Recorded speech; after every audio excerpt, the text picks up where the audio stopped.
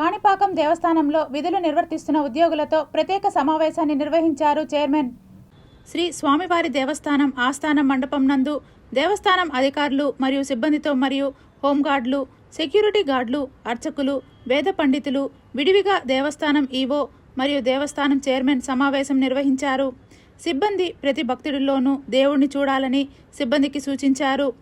రాష్ట్ర ప్రభుత్వం సూచనల మేరకు ఆన్లైన్ దర్శనాలు సేవలను అందుబాటులో తీసుకువచ్చారు.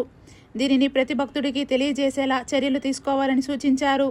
తరువాత భక్తులతో మర్యాదతో ప్రవర్తించాలని హోంగార్డులకు తెలియజేశారు. ప్రతి భక్తుడికి తృప్తికరమైన దర్శనం కల్పించాలి, సేవలను కల్పించాలని, పూజలు అందించాలని అర్చకులు, వేద పండితులకి తెలియజేశారు. ఈ కార్యక్రమంలో దేవస్థానం EO Penchala Kishore, chairman Maninaidu, EE Venkatanarayana, ఏఈఓలు రవీంద్రబాబు, ధనంజయ ప్రసాద్, ధనపాల్, సూపరింటెండెంట్లు, అర్చకులు, వేద పండితులు, సిబ్బంది తదితరులు పాల్గొన్నారు.